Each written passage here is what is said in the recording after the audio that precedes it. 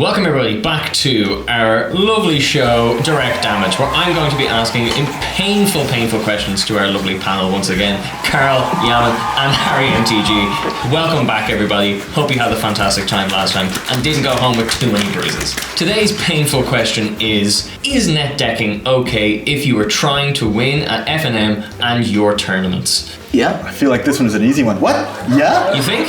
Yeah. Explain a little bit. Come on, defend your opinion. Okay. Well, as a streamer, I need to be making sure that I'm playing the best, most clickbait deck possible. I ain't gonna design my own deck. I'm gonna copy Game on a Cease and put it in the YouTube title. Not everyone is a streamer. Okay. Most people are not streamers, and most people, like, you can't afford, if you're playing 3 videos per stream, to just build all 3 of them. Yeah. I do think for events, sure, if you want to win, netdecking is like, the more EV you spend, the less time on it. But the problem is with the access of information right now, the way Richard Garfield, I know it's a meme now, into the game, is supposed to kind of discover and brew and like share technologies with people. It was kind of like that. You'd watch a Pro Tour because you'd see some decks pop on, you'd be like, whoa, I never expected this to be good, and you'd start scribbling it down and building around that, and the metagame would evolve a lot more slowly. But now, you just look at league results immediately, and there's a lot of tuning top decks, but after there's main results, if most people net deck, there's definitely decks that were completely under the radar and were missed the same way in Modern sometimes.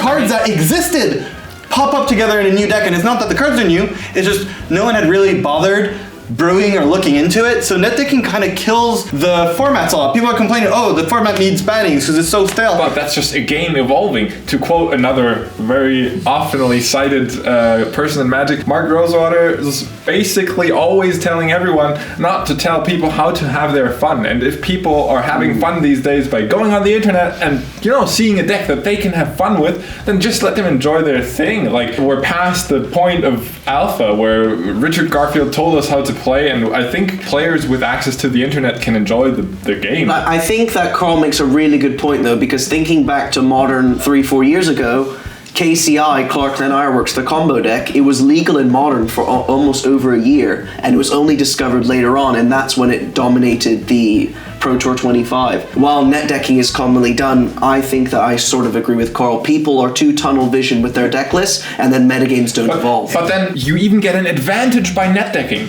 You too, if you guys want to brew a deck, then you get an advantage because all the eyes are pulled on those glorious deck lists on MTG Goldfish, and then you can sit at home brewing on KCI, coming up with the next hot deck. What I'm saying is not that Wizards should like prevent you from netdecking and hide all the deck lists. I'm just saying I'm a little disappointed that in general people will take the fast track instead of putting that extra effort. It should be glorified a tiny bit more. It used to be some players were known as a person who always brings sweet brews to tournaments, and that's not considered as important anymore. It's a part of the game that's kind of lost. So you would like others to still brew and then watch them. I'll do it. I need people better than me doing it. Okay, well, I mean, Jamin, you're an established pro player, especially in the past. You played a lot of Pro Tours. I mean, there's a lot of discussion of bringing a deck that beats the best net deck, right? Is that something that you've done in the past? I have. Yeah. My favorite Did deck you play ever. dinosaurs? At my very first Pro Tour, I played green-red dinosaurs built by mostly Mark Tobias and myself, and then I failed horribly. At the Pro Tour, I later cashed a GP with that very same deck. I kept on brewing, so I'm not even against brewing. I'm just saying if you want to have fun and if you want to win, like if winning is your fun, go ahead and build the best deck because that's just that's what you do in an age. So you should have listened to your own advice. I think you do make a very good point in that you hear from people that netdecking prevents people from like building their own decks, and they just take what they think is the most hyper like finalized or efficient deck that they've seen out there. And I've seen a lot of people say that kind of brings down individual players' skill levels because they're just hyper focusing onto one thing. And what do you like? I mean, Jamin, like in your case, you built a deck. It might not have worked out for you at that point, but it could have. I mean, it's definitely a different skill selecting a deck for a tournament, right? Where you know you select the deck based on the metagame you expect, and then you select from among standardized deck lists on the internet that have done well, and that's a different kind of skill than building a deck. I don't know, how do you select your decks for tournaments, Harry? Well, first off, I don't play tournaments. I just kind of go for the clickbaity decks, so I'm probably the wrong person to ask, but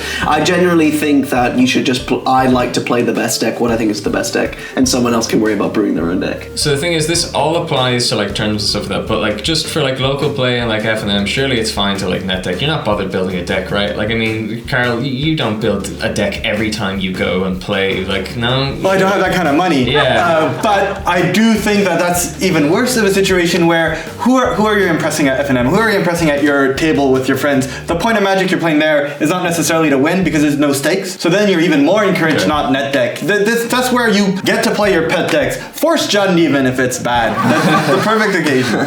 For kitchen table, once again, it depends heavily on who you're playing with. Communicate with your friends and don't crush their fun deck with blue-red Murktide just because you feel like winning at the kitchen table. If you want to win your FNM, if like you want to level up as a player and you don't have resources to go to every GP or something, yeah, play your net deck at FNM. You'll disappoint some people because they don't expect the net decks, but then again, you got to practice somehow. I don't know about you guys, but I like to see the hope in my brother's eyes die. I net deck it. Yeah, he can play his 3 mana 3/3. I'm playing my 3 mana Lurrus getting a Mishra's Bauble. Like, You didn't tell him it's bad? no. Hopefully that didn't hurt too much. If it did, let us know in the comments below. We would like to remind you to like and subscribe, as it definitely helps us produce more stuff like this. And once again, thank you for my panel for coming back and letting me deal horrific psychological damage. Until next time.